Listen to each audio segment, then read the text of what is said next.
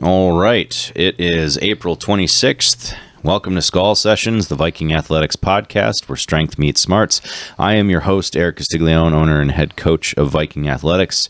And today I am joined by Coach Monique Mount, who runs our youth strength and conditioning program, in addition to coaching CrossFit. Say hi, Mo. Hello. And some of you may not know this, but we do actually have a youth strength and conditioning program, and that's what we're going to talk about today. So, Mo, first I'd like our listeners to get to know you a little bit. How long have you been coaching? I've been coaching, I think it's 13 years now.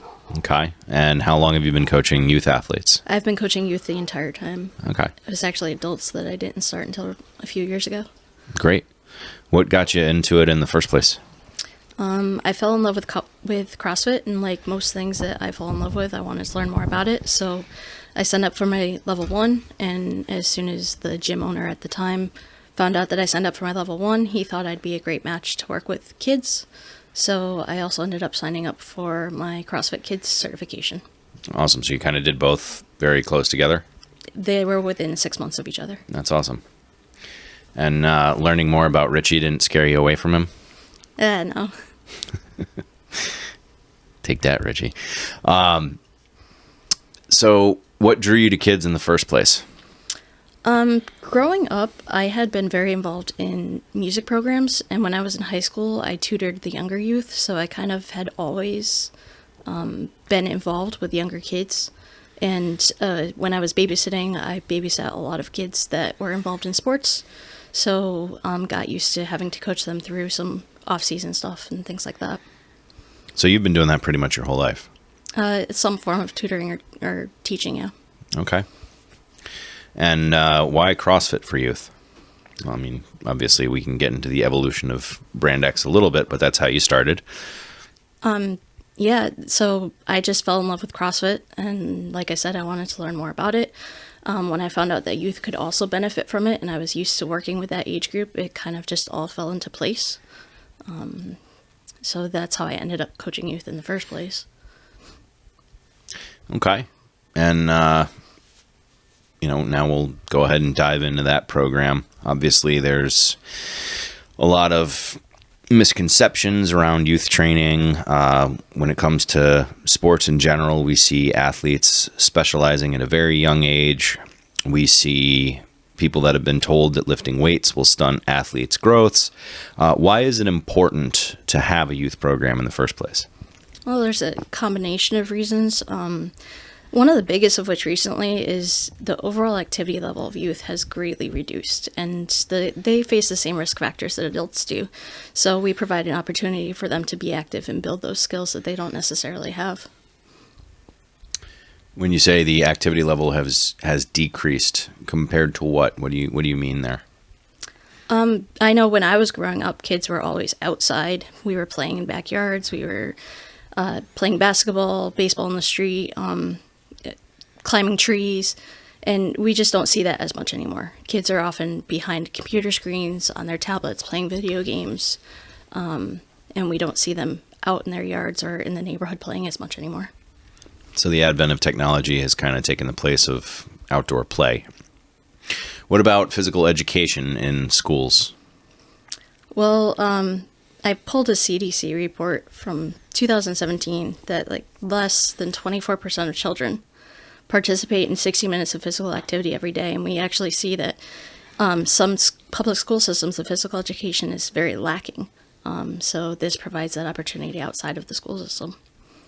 Yeah, and I actually fought tooth and nail against taking my CrossFit Kids certification back in the day because I was under the impression that it was pushing kind of competitive CrossFit on youth. And when I walked in, the first thing that they said was, that is not the goal of this. The goal of this is to provide an alternative for the numerous schools out there that are slashing PE programs for kids that don't have access to sports, and for schools that are slashing recess. I was like, okay, changed my mind immediately, and it was definitely one of the best certifications that I went to. So yeah, I think that's a huge point in terms of schools. Obviously, we're in West Hartford, and public schools here do a pretty damn good job of maintaining recess and play. I know I had access to, when I was in elementary school, we had access to before school programs. There was runner's club, there was early morning gym, and it was basically just additional time that you could go in and get some activity in, but kind of the same thing. We were always outside after school playing on the playground. We'd do manhunt at night, get yelled at by our parents for staying out too late after dark. But yeah, we see that now. People are behind screens, and while I would say that to some extent that's important, given that, to be a functioning adult, you need to understand how technology works, at least for most jobs out there anyway. I want my daughter to learn how to use technology, and she's pretty adept at it, but I don't want that to come at the expense of activity. So I think it's fantastic that CrossFit first implemented the kids program. And while we don't do CrossFit per se anymore, we follow Brand X Strength and Conditioning. It's still another offering. So I don't know if you want to dive down that rabbit hole at all and kind of talk about the difference of what we offer versus traditional CrossFit. Care to comment on that a little bit? I think the biggest difference is traditional CrossFit it's very focused towards adults, so you can't just scale it down to kids with cleans and snatches and things like that. With the kids, we focus more on movements that carry over into actual life and turn the workout into a form of play. It's not necessarily games all the time, but we make sure that they have fun in class and the things that they do can carry over into their everyday life. So we focus on things like pushing, pulling, squatting, hinging, things like that, but it's not necessarily in the traditional way as far as focusing on deadlifts and squats only. They might be carrying an odd object. They might be playing tag or relay races using those odd objects. And we also keep in mind where they are maturity-wise, physically, adapt things backwards if we have to as they grow so that they can adapt and move properly. It's a lot of focus on correct movement and making sure that those movement patterns stay intact. I think that's a huge point, adjusting it as they grow. And I'm sure you remember, I'm blanking on his name. He grew like 6 inches over the summer and had size like 13 shoes. Yes, I do remember. I don't remember his name either, but yeah, and in that case, we had to completely rebuild his squat because he didn't know how to squat anymore with the longer legs that he had. And that's kind of an ongoing thing with kids, and that's why it's very important to have a coach or a trainer that is specifically trained to work with kids. You also mentioned play. What does that entail? I mean, for comparison, my daughter just started soccer shots on Saturday. She's 4, and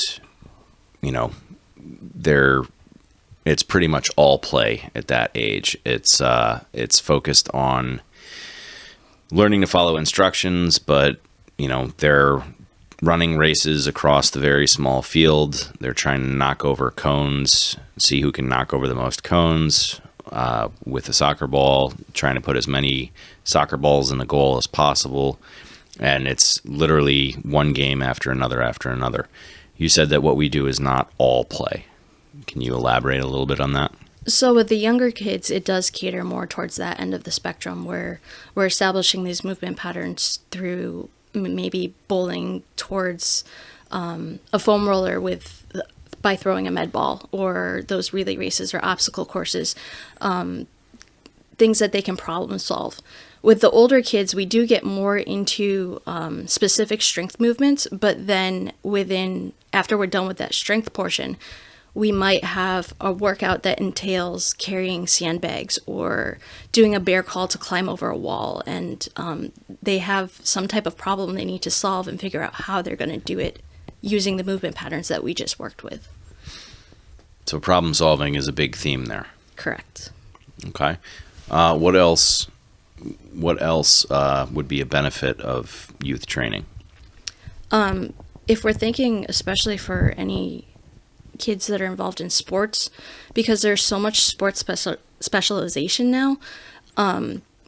We have to fill in the gaps that those sports aren't covering. So if you're focused on a sport that is only running all the time, we fill in the strength gaps where the movement patterns that they're training could lead to knee injuries, ankle injuries, things like that, if they don't strengthen the muscles that are around those joints. So we'll do things like pivoting, jumping, squatting. We'll practice other things to try to prevent those injuries from occurring on the field. And for anyone tuning in, episode 2 of this podcast, we had a former professional athlete talk about the importance of strength training for injury prevention. So giving our previous episode a plug there. What other benefits come from working out? I mean, were you a youth athlete back in the day? I was not a youth athlete.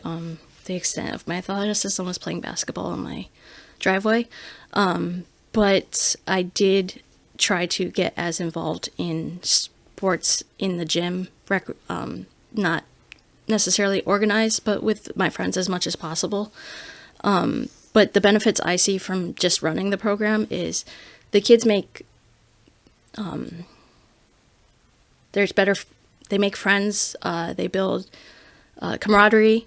There's confidence levels. I think one of the most rewarding examples I can think of is years ago I had a girl walk into the program, and she came in and she was a little bit overweight, not a lot, but had zero confidence because kids at school would make fun of her. I worked with her for the course, it was probably about 6 months or so. And during that time, I saw her posture change. I saw her confidence change. She came in and the very first day she was hunched over, slumped over. You could tell that she had no confidence. By the time I finished working with her, she was coming in, shoulders back, standing tall, would come in and talk about how she stood up for herself in school, proud of the strength that she gained. And I see that all the time, not just in girls, but also in boys as well.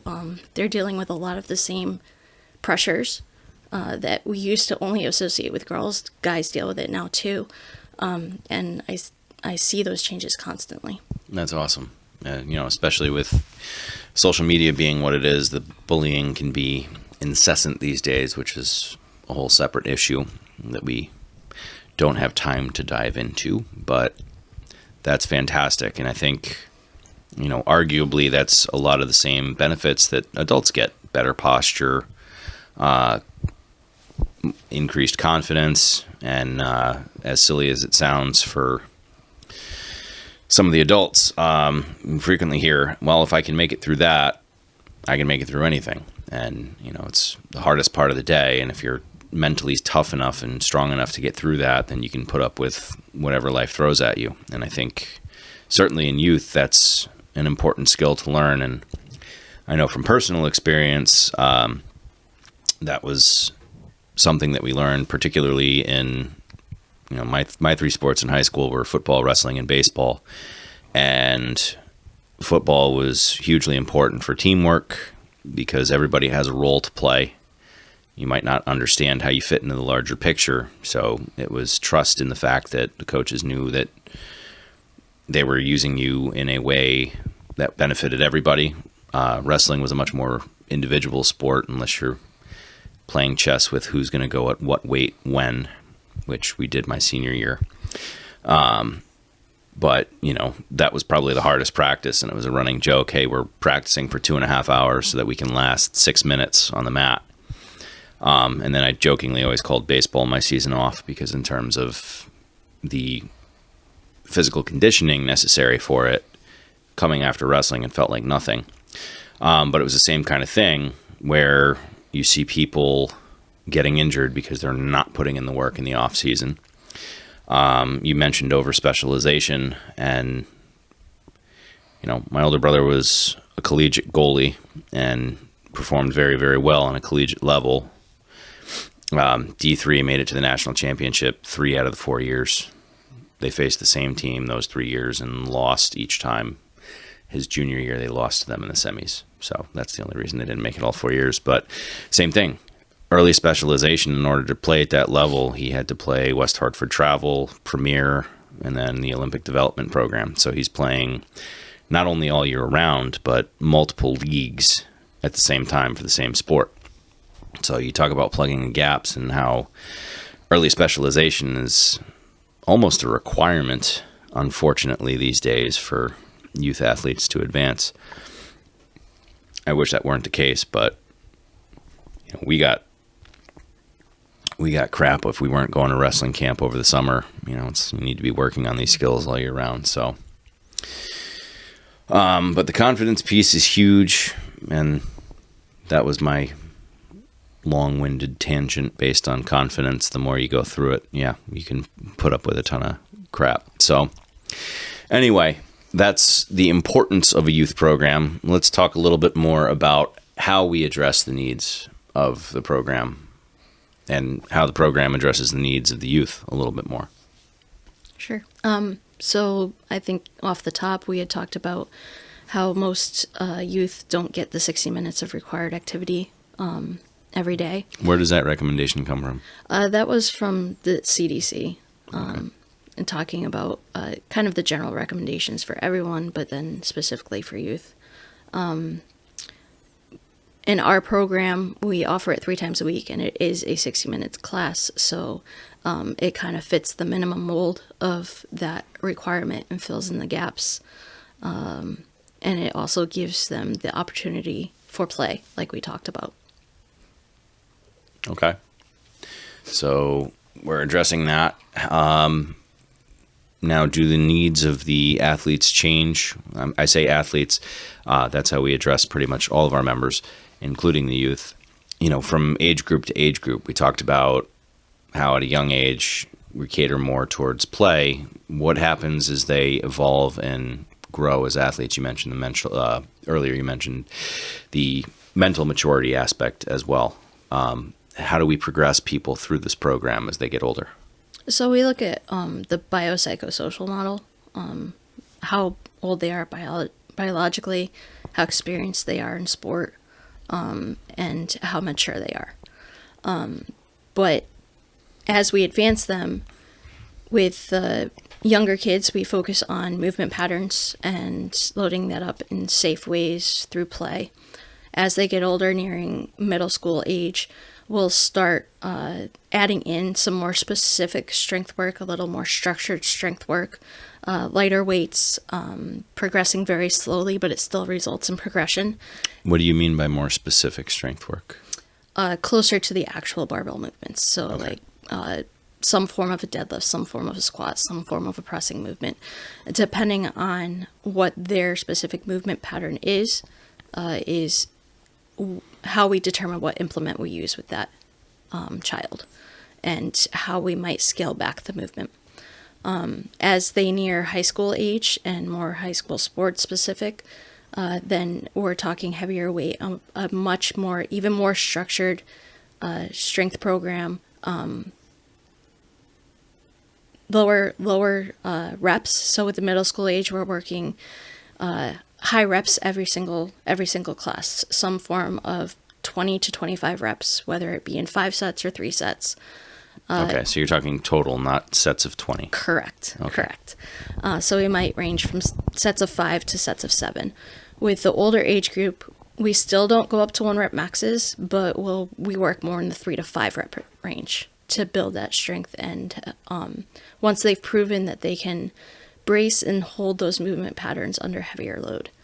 So there is a progression to it. With the middle school age group, we still work in a few more play opportunities, but like I said, it's more like carrying sandbags, pushing a prowler, pulling a prowler, just hiding strength in other ways. And with the older kids, it is a more specific strength program with maybe a shorter conditioning work, especially for athletes, because they're getting a lot of conditioning in their practices. Okay. They're not getting the strength work. Right, so this would be more along the lines of what you would see in like a high school weight room, something like that. Right. Okay.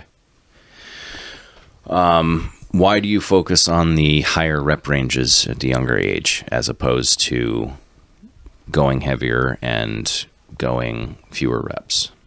we want to build the correct movement patterns so that as they advance and get older, even on into adulthood, those movement patterns stick with them.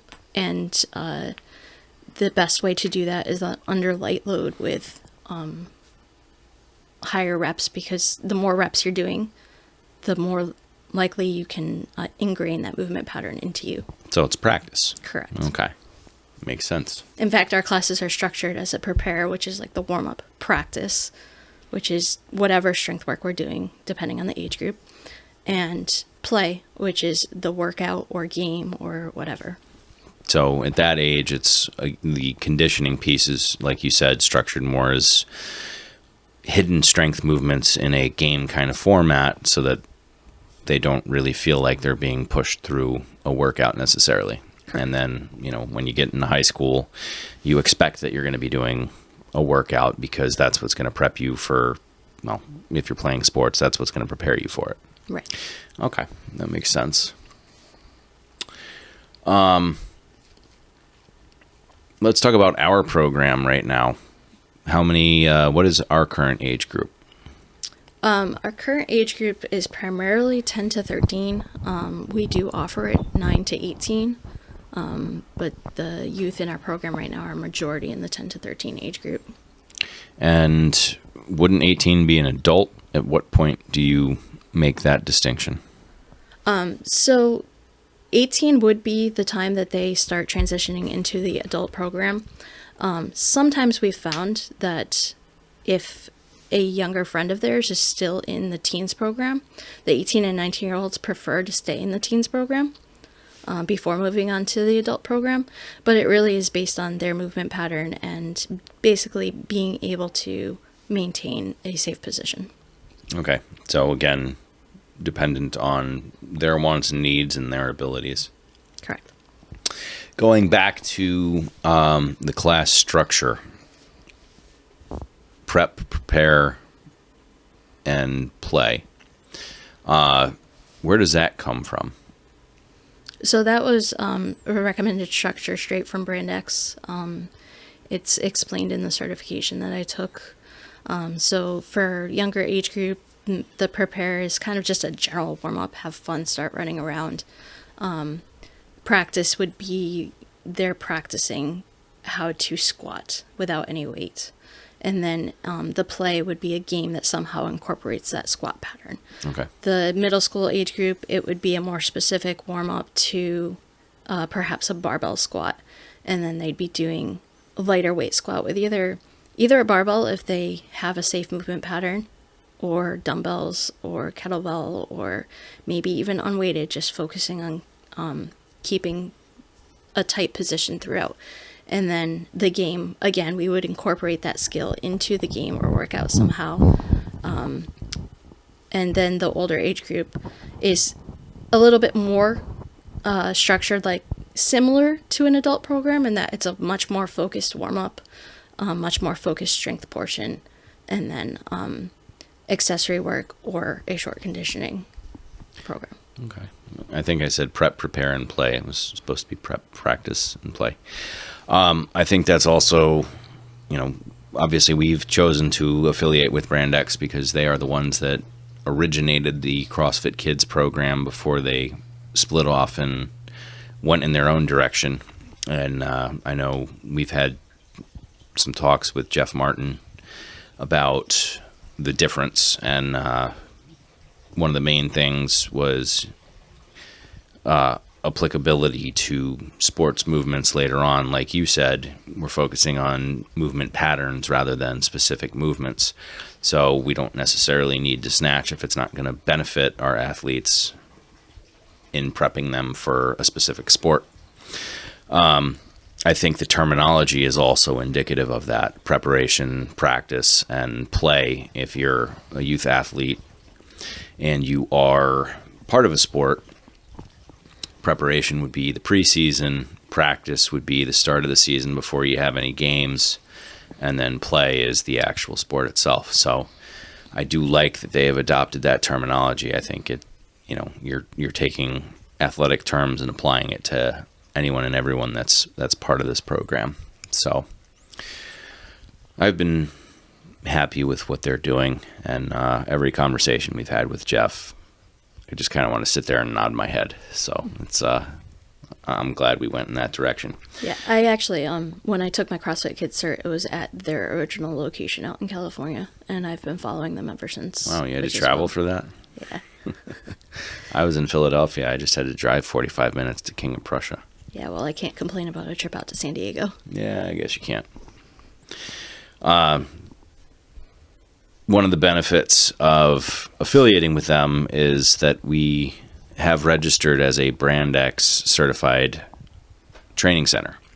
And I haven't checked the map, but when we did it, we were the only one in Connecticut. And obviously we have a radius of 5 miles in which we are the only one allowed. They have been training youth for years and years. So I'm going to give Brand X a plug because they know what they're doing. Obviously, they broke away from CrossFit HQ because they wanted to refine their model in a way that didn't 100% align with the direction that HQ was taking. And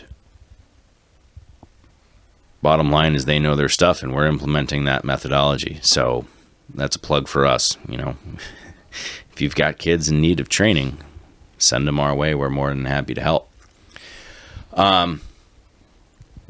We talked a lot about this as kind of a substitute for physical activity and meeting those guidelines. But what about for people that are, or youth athletes that are already playing sports? You know, they're really hitting that 60-minute guideline. They got, in many cases, I know one of my personal training clients has 4 kids. Many of them are, I think the oldest one is in middle school and is already doing 2 sports at the same time. So for someone that's already that active, can they derive any benefit from what we're offering? Absolutely. Obviously, if they're not specializing, they may not have as many movement gaps that we might see in an athlete that is specializing. But we can help fill in those gaps. And also, by focusing on the movement patterns, this will help them on the field of play no matter what sport they're doing, because we do work in rotational patterns, we work in bounding, hopping, other things that will strengthen kind of the smaller connective tissue that can sometimes lead to injury if it's not strong enough because of just focusing on running all the time. I think that's a huge point. So we talked about previous podcast about strength training for injury prevention. I mentioned my older brother specializing in soccer, and lo and behold, he was recruited to play in college, but right before graduation, he tore his ACL. You mentioned bounding, jumping, hopping. Dive a little bit more into that. You said it helps prepare the tissue. So when we focus on a lot of those things, I'll use what we call skater jumps as an example. That's a lateral jump, single leg jump back and forth. You're basically hopping from leg to leg. And oftentimes when we do those drills, we'll do them barefoot. So it builds a lot of the stabilization muscles within the foot, ankle, knee, all of that, kind of where we see a lot of the weakness on the field. And that, in addition to the strength training that we're doing, will help fill in any of the gaps that these kids might have by focusing on only running, or like if it's a pitcher in baseball, they're only throwing all the time. It fills in some of those other areas that they also need strength in. Are you involved in rehabbing any athletes? Have you ever had people come to you that have been injured in sports looking to rebuild? A few years ago, I had a kid that had fractured his femur playing ice hockey. So during that time, I wasn't necessarily involved in the rehab of that injury, but we were able to still involve him in the class and working a lot of the pressing motion. And then once he was able to put weight on his leg again, we rebuilt his squat pattern and strengthened that whole area. That's huge. Most injury happens because of overuse of improper movement patterns or just overloading the tissue. So I want to revisit those plyometrics that you're talking about, the bounds, the jumps, the hops, because specifically when you say preparing the tissue, what that is energy absorption and redistribution. That's what plyometric training is. And if you look at running in particular, most injuries in running occur from overuse. The body just can't absorb any more injury, so something gives out. So plyometrics are huge for injury prevention. You also mentioned the strength training. As you increase the ability that you have to strength train, you do it for the sake of getting stronger, but it also, the stronger you are, the more volume you can handle, which is, like you said, we practice the movement patterns, but it's also a fairly high volume of training. The more volume of strength training that you can handle, the higher volume of plyometrics you can handle. So exactly like you said, you need both. And that's huge for injury prevention. So I'm really, really glad you talked about that. And I just lost my train of thought. I had something else I wanted to ask you, and I'm totally blanking on it right now. It was along those same lines. I'll probably think of it. What other benefits do you see from training? We covered, obviously, the physical. We covered confidence. We covered problem solving. What else is involved? What else do you see as a positive result from the training of your youth athletes? It can also increase their cognitive function. There have been a lot of studies done that the more active a child is, the more successful they are in school. And I have encouraged the kids in my program, if I know of a subject that they are struggling with, I have encouraged them to study that subject after class, go home and do the homework in that subject after class, because have been studies that support if you study something after physical activity, you will absorb the information and retain the information much more. Unfortunately, I don't have any specific data from our own athletes. I'm not sure if they've actually implemented it, but I have encouraged it. That might be interesting, but we'd have to get parental permission to send us their grades. Right. I did remember what I was going to ask. You talked about ironing out movement patterns, and it's along the same lines of injury prevention. CrossFit always says we fail at the margins of our experience, and if we apply that to a particular movement, we also get injured at the end range of motion most often. And when we're training adults, what we find is that we've lost the ability to move into certain ranges of motion. What happens with youth where it's usually the opposite and they're hypermobile? Unfortunately, we've started seeing that pattern increase greatly in youth as well.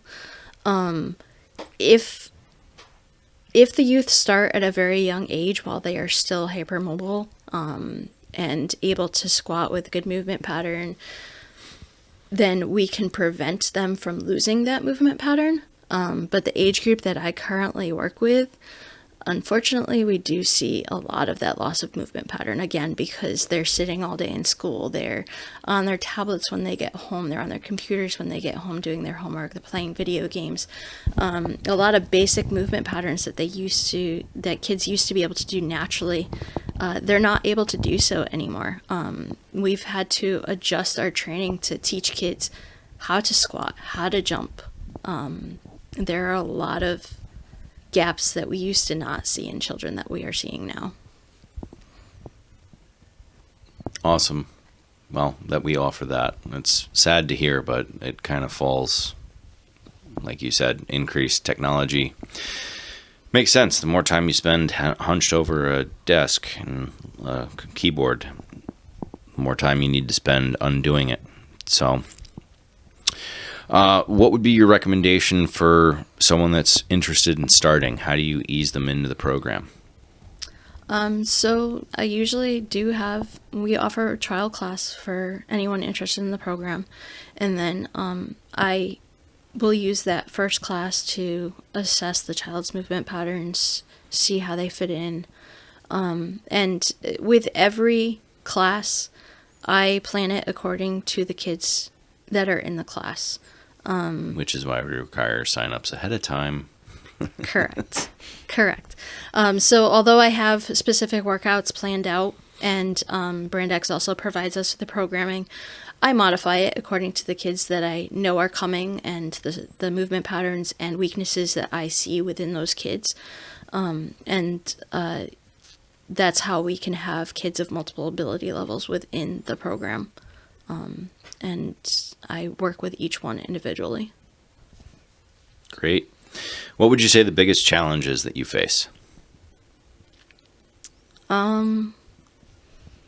I've had to relearn my coaching mainly because of the movement pattern issue.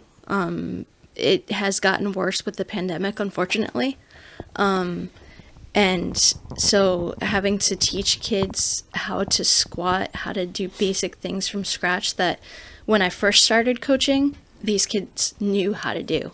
No matter if they played sports or not, most of them knew how to jump. They knew how to squat. I didn't have to teach it as if they had never done it before.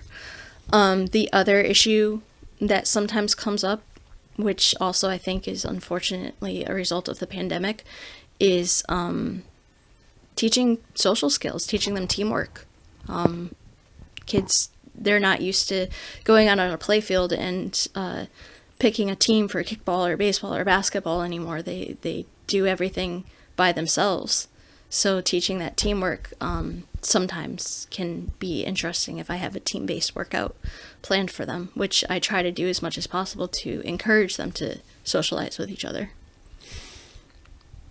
Oh, that's a heck of a challenge. What about with siblings in the same class? I'm just thinking of personal experience when I was on the same team as my older brother. That's always fun. It kind of has varied from family to family. I've had families where the siblings get along very, very well. I've also had families where there is kind of a decent age gap. So oldest to youngest, there's a lot of tension there. Sometimes if it's a family of more than two, sometimes two might get along, but as soon as you add another one into the mix, they don't anymore. And they also mature at different levels. So I might have one where the younger kid is actually more mature than the older kid, but and having to work around that sometimes can get a little bit interesting. I can imagine. What would you say your proudest moment as a coach has been? I kind of talked about it earlier. The one that sticks out the most is the middle school age girl that I worked with. But just overall, I think it's the fact that what I've taught these kids carries over into their adulthood. There are quite a few current adult members who I coached their kids, and their kids are now adults. And multiple times, either the kid or the parent has come back to me and said that they remember everything I taught them, and all they can think about when they lift, or if they currently lift, is the movement patterns that I taught them and staying strong. And there is one that will come back every once in a while and lift with us. And he, every time he's in the gym, he's, I remember what you told me, tight back, keep everything tight when you're deadlifting. And his movement patterns are great, and his movements are strong. That's awesome. Well, thanks for taking the time to chat. Anything else you want to add in closing? No, I don't think so. I'm pretty sure we covered everything. Great. Well, for those that are interested in possibly training with us, check the comments. We will post a link to Coach Mo's email address and the best way to get started. Thanks for tuning in, and we'll catch you next month. Skol.